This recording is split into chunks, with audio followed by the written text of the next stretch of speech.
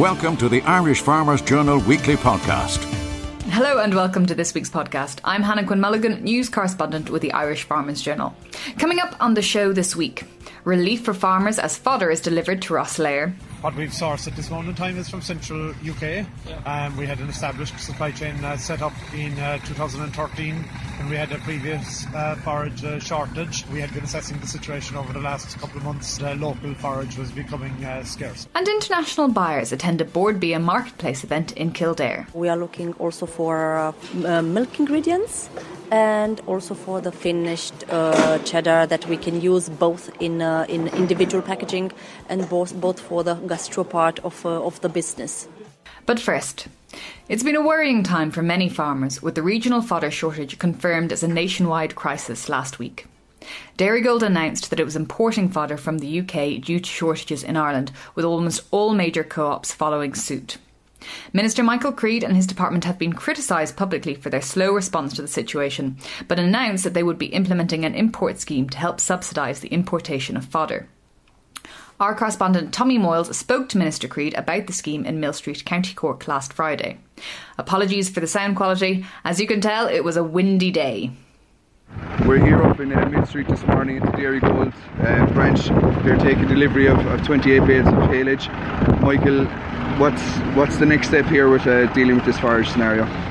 Well, I mean, what the department is doing now is through the co-op supporting the transport costs, and the ambition is to deliver the fodder at the cost of the fodder to the individual farmers. And I think the most important thing is we've seen so far is that the quality is quite good. I was on farms in Buttermilk yesterday that had received the bales, and it was very good quality, and I think that's really important. So, I mean, Dairygold, in fairness, have ambition to deliver up to 4,500 tonnes. So these deliveries will continue over the coming days, and hopefully we get a pick in the weather as well. Yeah. How long do you envisage this carrying on? What's the plan in place? What we have announced now from the department is a financial package to the end of the month. I mean, obviously that will be reviewed if necessary in terms of the length of time that we need to continue to support it. We will continue to support the transport costs with the cooperatives for as long as is necessary. Judging from 2013, I mean, it started on the 20th of April and it continued right up to the June bank holiday. If necessary, we will stick with it as long as that. But we hope, obviously, that the weather will give us a break as well. We move from this very difficult period. I think all of us as stakeholders will have to sit down and learn the lessons, from this in terms of, changing weather. This is the second time in 5 years that we're in this situation, and to see how we can build our resilience on these matters. Okay, brilliant. Are you getting much face-to-face contact with farmers in the constituency, Minister? I am, yeah. I mean, I've been out and about and I've met a number of farmers. I mean, it is very, very difficult. It's a combination of weather, ground conditions, not being able to have a fertiliser out. Some have first grazings completed and there's nothing following on behind it. So it's there's almost as many individual circumstances as there are farmers. What we're trying to do, obviously, is to assist in taking appropriate measures, by delivering fodder, giving the advice either through Teagasc or through the co-ops in terms of stretching that fodder and helping them as best we can. This is for dairy co-ops at the moment. Can this be envisaged going out to cooperative marts? It's for co-ops. It's not just for dairy co-ops. Okay. It's for co-ops. We hope that you're enjoying this Irish Farmers Journal podcast. Find out more at farmersjournal.ie. Co-ops have reported a strong demand for imported fodder, and Deputy News Editor Katrina Marcy spoke to Tipperary dairy farmer Michael Ryan, who was one of many queuing to get bales at Dairygold. Michael, you're one of a number of farmers here today to meet the Nolan Transport delivery of fodder for Dairygold from the UK. Can you tell me a little bit about your own farm and the situation as regards fodder? It's a very stressful farm at the moment, like a lot of farms in this locality in Tipperary. We would expect that we'd have all our stock out on grass at the moment, both young and old. I'm milking 150 cows. Every time they see me, they're complaining, they're bawling, they're moving around the yard, they're agitated. It's against our nature. I'm very fortunate we have a good farm that grows a lot of grass. We grew 17 tonnes of grass last year, but this year it just hasn't started. We have winter growth with winter growth obviously for December and January, but for February and March it hasn't changed. We're growing 5-6 kilos on average per hectare. That's just not feed anything, so ground is perished, it's cold. The back end of the year, ground conditions were very tricky in October, November, so ground was very tender anyway. We had a job to do to graze it. Some people I know didn't even get to graze that ground because ground was wet. Then we went in, we came out in the hope that we could get going again. Our stock have been in more than they've been out, and now we're looking at the back wall of a silage pit, which I thought it was prepared. I thought I had enough of budgets done, enough of grass in place, and I'm out here today hoping to be one of the people in the queue to get the bales. It's just a stressful situation. You're going back into your house, to your family, young families, and you're bringing your troubles in with you. And to be honest with you, it's just a situation that if we knew when it was going to end, you could prepare for it. I do a lot of athletics. It's like a marathon, your first marathon, but the finish line is moving away all the time, and you just don't know, am I going to be able to finish this thing? We will, but it's pressure. It's pressure all around. And obviously Dairygold was one of the first co-ops out of the traps to help farmers. Do you think enough is being done and could be done by both the co-ops and for the government, say the Minister for Agriculture? Thankfully, Dairygold is a farmer-owned cooperative. It makes a big difference. I suppose the voices are there, bringing our opinion across to the board. And unfortunately, they have acted in time, and at least the fodder is coming in. And I know they're in the UK again today, looking at maize and looking at other potential ways of helping farmers in the area. Because, like you see, we'd all have budget to have grass now at the moment. Like, that would be in normal circumstances, and we'd all have a little bit over and above. But that's just not happening. Has the government done enough? My answer is no. Michael Creed, I think, sat in his hands hoping this thing would all pass. He should have put a plan in place. But the plan could change. We didn't need to accept what we needed to do. It was reacting now when everything's in a crisis situation was not the way forward. When the snow came in early March, it was very easy to know, like, we had abnormal snow. It was the first time in 36 years that we had anything like that. So you had the forward part of the countries when it came to grass, the likes of Wexford all the way up to Tipperary, and we say Kilkenny and all that area down in Waterford, where Corky for that matter, which would be very forward when it comes to early spring grass, they were now going to be on the back foot. And also as well, a lot of these areas were the ones that they helped out people in the north and the northeast who were under pressure because they saw the problems that they had at the back end of last year, and now ironically the stuff they sold is now the stuff they're crying for. So the government didn't respond in time. They should have put a plan in place, and at least then they could have changed the plan. They could have gone back. They could have put a deposit down on what they were going to buy, or looked at the options that were there. It would be small money, but now when you're going hand in fist, and you're kind of going, where are we going to get it from? That was the problem. And now everybody wants it now. I said if they could have, there was other people in challenging positions 2 and 3 weeks ago that could have been, their demand could have been met. Now everybody's under pressure. So it just seems putting his hands over his eyes, and now he's opening his eyes and we're all sweating. And Michael, can I ask you, unfortunately we've been in this position once before in 2013. It's 5 years ago. Were you affected as badly the last time with fodder shortage, and did you do anything on farm that, in those intervening 5 years? Yes, I was badly affected, and we have WhatsApp groups, right? And at the moment, loads of farmers in the group are contacting each other and driving around roads looking for silage. Now, I did prepare, I had more silage, but I had more silage. But you see, the winter started earlier, and that's the thing. It's 6 months now. If anybody remember late September for the agricultural people there, they went to the ploughing championships. It's pretty much since then. It's been raining. That's 6 months ago. We do live in Ireland. It's a temperate climate. The weather, we expect to get the dry days are really, really cold. This morning in Tipperary, they said it was -4, -3, -4. It was -3, -4. It was that cold. Even at home, my first cluster in the parlour, it wasn't working very well, and it was a long time getting it working. So, but tonight then they're giving biblical rain. Mm-hmm. We're on the ropes, and there's nobody giving us a break. So it's relentless. So okay, you can say, oh look, you should be more prepared. But there's only so much preparation you can do. Yes, I had more feed. I did cut more silage. But now I am just on the edge, and I'm gone, and I'm here today. But today, what is today? Today is the first week of April.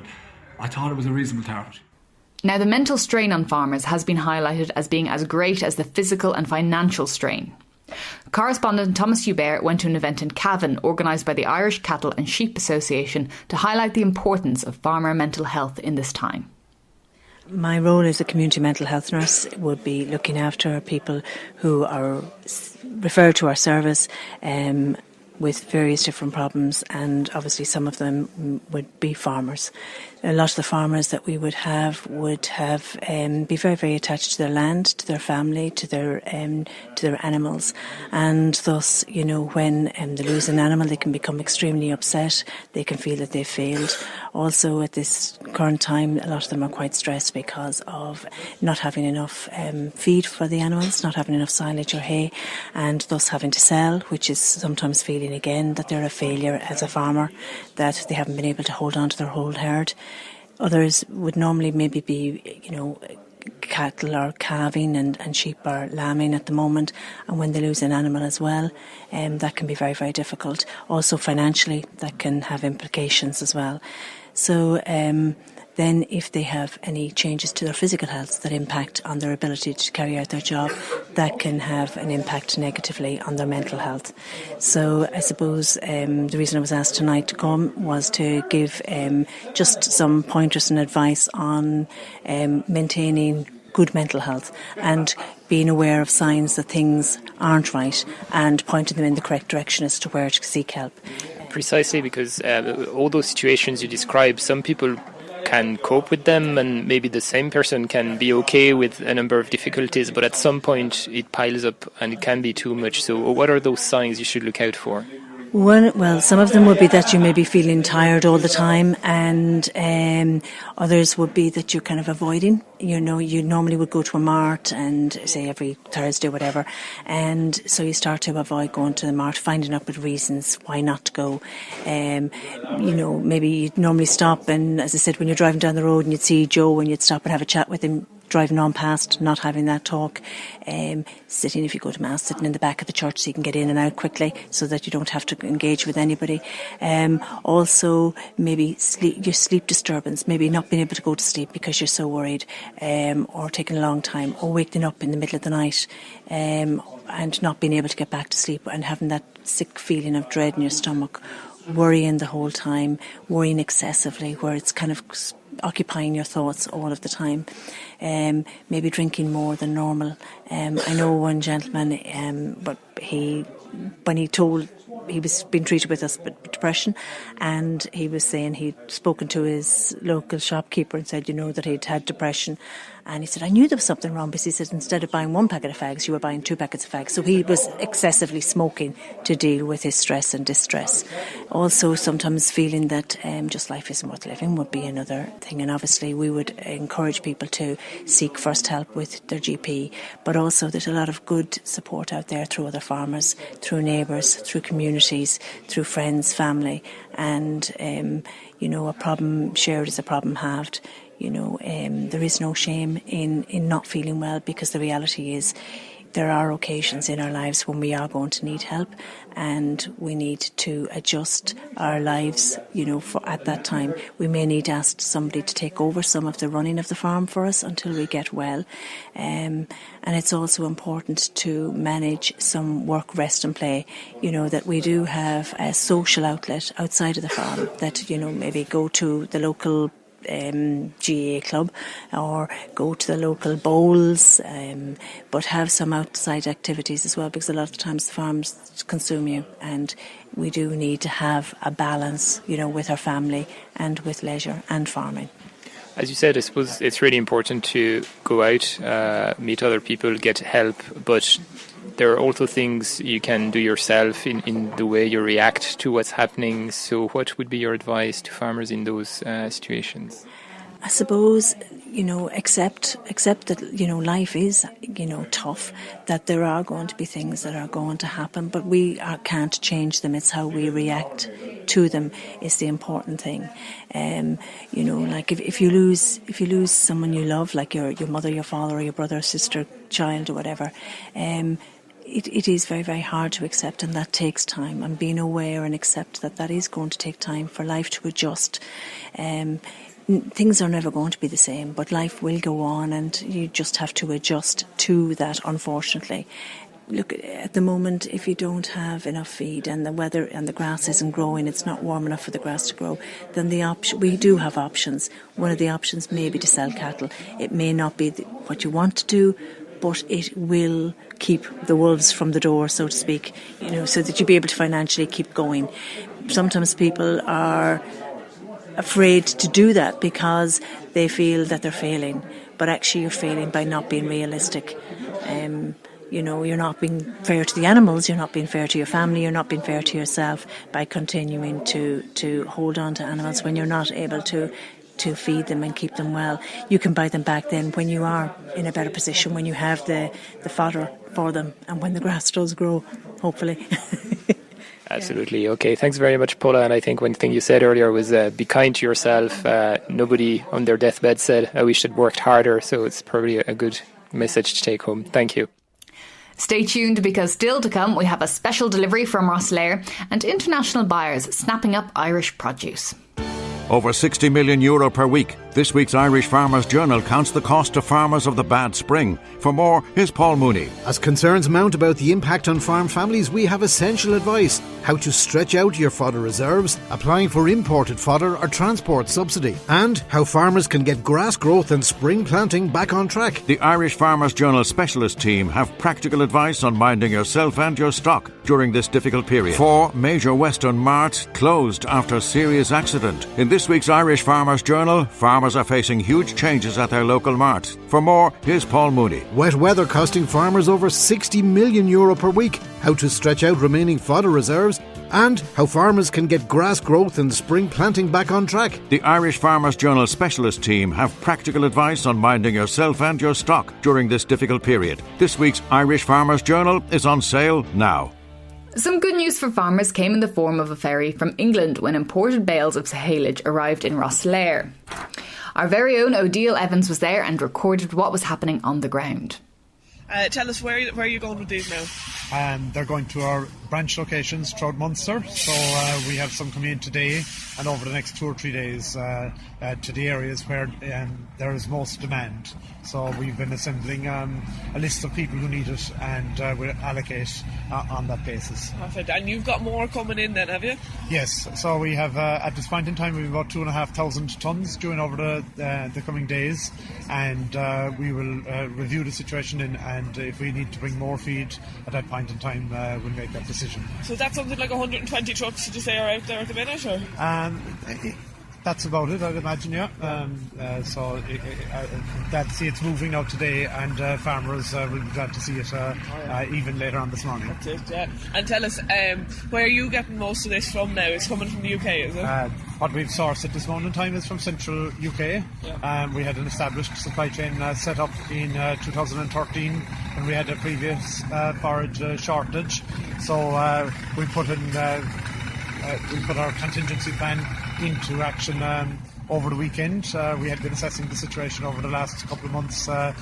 Farmers were extending their fodder, and local forage was becoming scarcer. Yeah. So, we took the decision over the weekend to get fodder moving because local product was getting short. And how much did you manage to source these bales for?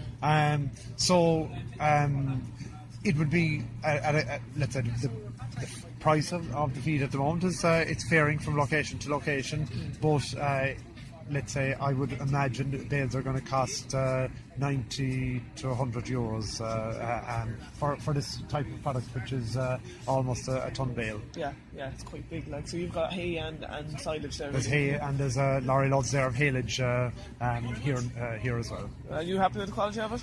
The quality is excellent. I suppose the climate in central UK and eastern England is probably is favourable to making good hay and good silage. Kevin, you're with Nolan's Transport. You've been asked to bring in this fodder from the UK for Dairy Gold. How many trucks have you got on the road at the minute? At the moment we have 30 to 40 trucks actively collecting hay at the moment. Between now and the weekend we're hoping to have up to 80 loads collected. That will continue on through to next week. The plan is to move in total 120 loads. Wow. And how far are they travelling? They're travelling, basically, most of the fleet would be based within Ireland and UK. So we would travel from Birmingham, Bristol, Southampton, all the way up to Kent, and then we'll load the trailers up in Kent, get them back over to Pembroke, ship them into Rosslare and start distributing throughout Ireland then from there. So from the point where they leave your yard here to the point where they come back, how long does it take them? It takes, we can do it all within 24 hours. Yeah. So 24 to 48 hours is the ideal, but because of the emergency situation now, we're managing to get it in within 24 hours. So the farmers will actually see, from now on, they should see 10 to 15 loads delivered every day. The Irish Farmers Journal Weekly Podcast. Irish markets are still in demand, and Thomas Hubert caught up with two of many international food buyers visiting Ireland for the Bord Bia marketplace event this week. Alina Palos from Romania and Joe Piperato from the US. So you're both buyers of food products internationally, and you've come to Ireland to look at what we have to offer. What have you seen so far? Maybe I'll start with you, Alina. Where have you been in Ireland, and what do you think of what you've seen? We are here in a beef and lamb itinerary. We have seen some great Irish processors, slaughterhouses, great products, and a great present internationally, and congratulations to everybody. We have seen Slaney Foods, Dawn Meats, ICM, so we have seen quite a bit of the industry, and I believe there's a great potential for Irish products all over the world. Joe, from what you've seen, can you see any potential to compete with your existing sources, Australian, South American beef especially? There's always room for another good product, and there's a great appeal to the Irish heritage, and we have a lot of Irish folks in the U.S., especially in the Massachusetts and Boston area. We have a pilot program underway with one supermarket chain based in Massachusetts, and it's going well, and we hope to see more penetration with the Irish beef. It's a very fine product. Are you already importing from Ireland, or is it still a project for you? No, we're pulling, but it's a pilot program, and so far so very good. What volumes do you have at the moment coming from Ireland, and what plans do you have for the future at this stage? I don't think I should reveal that. Trade secret. It's not just my information, it's other information. But I think there's a great potential for Irish beef. It's a wonderful tasting product. Alina, you're also looking at dairy, even though that's separate from the visits you've done today. But what do you think could work from Ireland in Romania in terms of dairy products? Obviously, the cheddar, because we are also interested in processed products and also in raw materials, but mainly in processed. Meaning that we are looking also for milk ingredients and also for the finished cheddar that we can use both in individual packaging and both for the gastro part of the business. Okay. You are from, I suppose, an EU country, and there's no trade barrier as such, but prices, I suppose, would be very competitive in Romania. How can Irish products compete with what you can source locally? What would you come to Ireland to source food? Obviously, there is a location issue, usually, in terms of logistics. But nevertheless, the Irish products are quite qualitative. Since the animals are grass-fed, okay. Romania is also known for having grass-fed animals, but there is certainly a difference in terms of recipes, in terms of products. So we are quite happy to bring a new assortment to Romania and to increase the product range that is on the market currently. Joe, I suppose a similar question on any barriers that could be there if you wanted to source more Irish beef. We've been placing a lot of hope in the US to export our beef here in Ireland, but it's been quite slow, to be honest. So what's slowing it down? What's stopping maybe somebody like you to bring in more? Well, the story has to get out. It's a marketing endeavor. It's not a product-related issue. The product is great. The systems here that we've seen are very impressive. So it's just going to take some time and some investment to get it before the public and to so people can understand. I think once they taste it, the battle's half over, if not more. And is price an issue? It's not. We have a pretty wide range of pricing in the U.S. That's available. We're very fortunate. But I think it's a value price proposition that is well balanced. Just finish with one last point from both of you. From what you've seen, would you have anything from your own experience, your own country, or your experience internationally that you could advise Irish farmers and processors to do? Anything that you've done elsewhere or seen elsewhere that's not being done in Ireland at the moment? In my personal opinion, they are doing all a great job. Of course, there is more place for improvement. But I believe that they are doing a lot of great work, and especially through Bord Bia, that I hereby congratulate once again. They are actually having big results all over the world. Joe, any advice for the Irish? I'd just like to second that. Bord Bia is just very professional, very astute. They're on their game. I've been very impressed, and they've been so helpful. I've never been here before, and it's been enlightening. It's been rewarding. I think the best thing I've learned about Ireland, and your best asset, is your people. Just wonderful folks to work with. Joe, Alina, thank you very much. Thank you. And that's it for this week. Thanks for tuning in. You can keep in touch with all the farm news on our social media and our app, which is free to download. I'm Hannah Quinn Mulligan, and the sound engineer is Ferdia Mooney. The Irish Farmers Journal podcast, online at farmersjournal.ie and on iTunes every Thursday.